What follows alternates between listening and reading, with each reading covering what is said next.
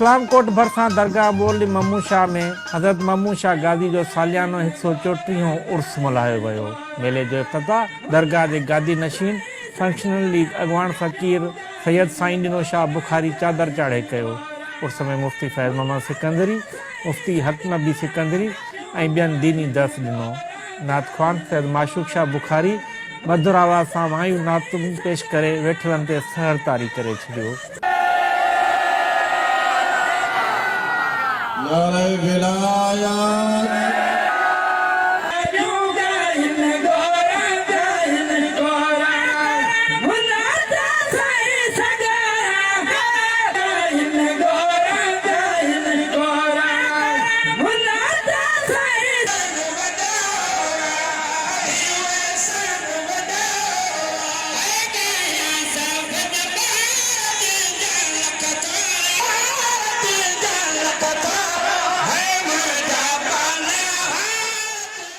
टिनि ॾींहंनि ताईं जारी मेले दौरान दुकान होटलूं ऐं बाज़ारूं सिंगारियूं आयूं। मेले में सिंधी सकाफ़त जा सभु रंग नज़र आया।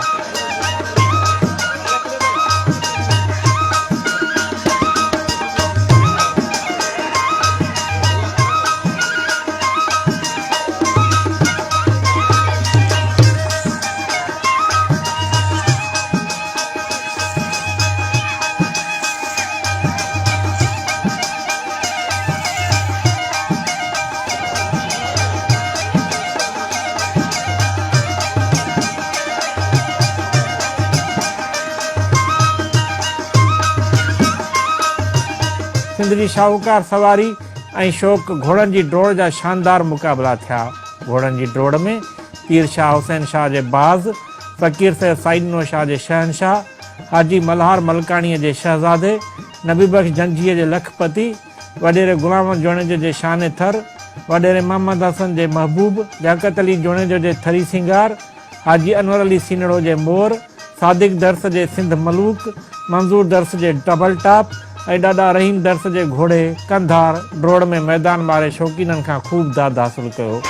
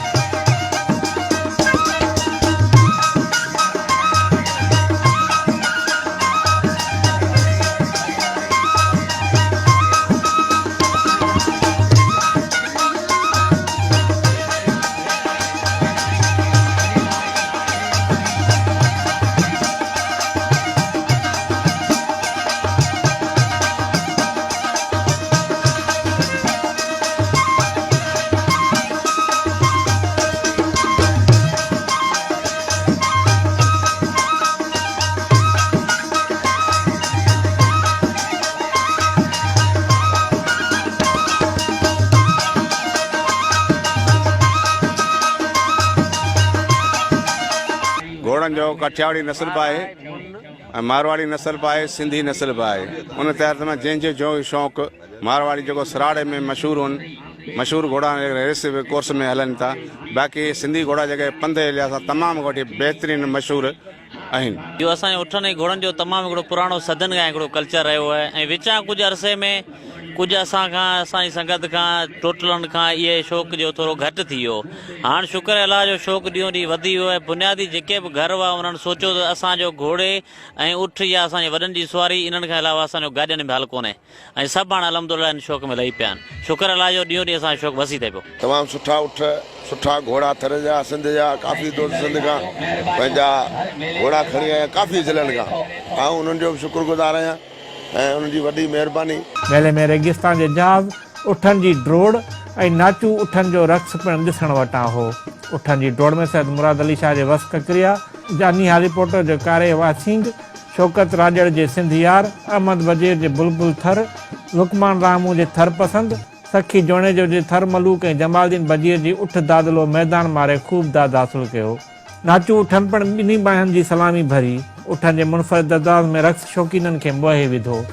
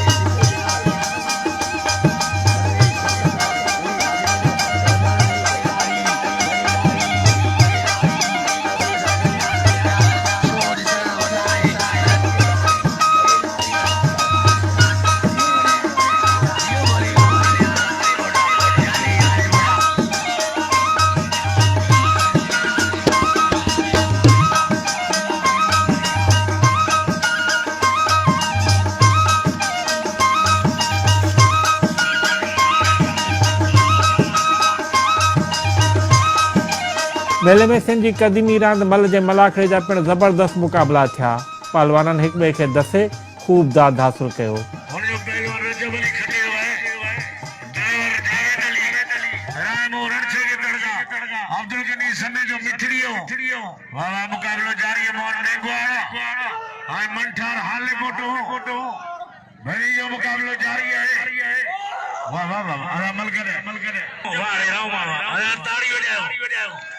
सवाई जो है नाम बोल तारीफ हो जाओ। वाह वाह हमारे न्याज मौलाना फजल खोखर जी मेहरबानी हो। वाह वाह साईं हाजन शाह फाइनल जमा कराए साईं वली जो हुकुम आहे। हरा फतेह मोहम्मद हालीपुट जी मेहरबानी हो। हरा चांगरू भील कारीगर भरी ॾियो। हरा साईं मलाकड़ी जो नशरियात वाले हालीपुट नूर मोहम्मद तारीद वजायो। पहिरियों नंबर पाणी वाटर सप्लाई खपे, ॿियो नंबर लाइट खपे, बाक़ी ॾियण वारो अलाह इहे ॿई शयूं असांखे अफोर्ड थोरो घणो रोड जा विचा टुकड़ा आहिनि और लिक जा इहे ठीकु करे ॾियनि, बाक़ी अलाह गंज ॾींदो। रोड जी लाइट जी उनखे अलावा सरकार गवर्नमेंट की तरफा को कोन्हे। पहिरियां लफ़्ज़ चई वियो वरी कोन थो चवां। मुझे अफसोस ये है कि सिंध गवर्नमेंट की तरफ से या कोई सहूलत नहीं है, ना यहाँ पर बिजली का इंतजाम है, ना पानी पीने का इंतजाम है, ना रेस्ट हाउस है, ना ही कोई ऐसी जगह है जहाँ आदमी रह सकें। लिहाजा मैं सिंध गवर्नमेंट से अपील करता हूँ इस मेले को और भी तरक्की दी जाए। ये एक रूहानी मेला, ये आम मेला नहीं है। यहाँ कोई गुंडागर्दी नहीं है, कोई दहशतगर्दी नहीं है, कोई यहाँ पर जेब कतरी नहीं है। मुझे बड़ा सुकून मिला। मैं पहली दफ़ा शहर में आया हूँ। लाइट कोन्हे आहे असांखां 5 किलोमीटर परे, पाणी जी बि लाइन हुते आहे, उहा 5 किलोमीटर परे आहे। असां पंहिंजे हणा वणा इहो पंहिंजो पाणी हिन दरगाह जे लाइ, हिन मुरीदनि लाइ इहो मुतालबो कंदासीं। क़िबला आसीं हिन दरगाह लाइ तव्हांखे हिन सिंधी टीवी न्यूज़ जे तरफ़ असांखे महिरबानी करे इहे सहूलियतूं ॾियो। साईं महमूद शाह बुखारी साईं जो मेलो 134 उर्स मुबारक, जंहिंमें असांखे हद खां वधीक दिली सुकून मिलियो। हिन दरगाह ते लंगर जी सहूलियत आहे फ्री, तक़रीबन हंधि बिस्तरो बि मिलंदो आहे, घणा माण्हू खणी ईंदा आहिनि। पाणी किथां बि पीर वठी अचनि, मिठो पाणी वाटर सप्लाई जो तव्हांखे साम्हूं टांको भरियो पियो आहे। उन खां पोइ हिते जेको ई ग़रीब माण्हू होटलनि वारो आहे, फिल वक़्तु जेके ई माण्हू टोटल फ्री आहिनि। माण्हू मिलनि वारा पैसा वठनि था, हिननि टोटल खां पुछो टोटल माण्हू फ्री आहिनि। बोली महमूद शाह जे सूफ़ी बुज़ुर्ग सैयद महमूद शाह गाज़ी जी दरगाह लाइ सिंध सरकार खे घुर्जे त पाणी, बिजली, रोड समेत पांधियण लाइ मुसाफ़िरखाना ठहिराए, जंहिं दरगाह ते ईंदड़ लखे पांधियड़ा परेशानीअ खां बची सघनि।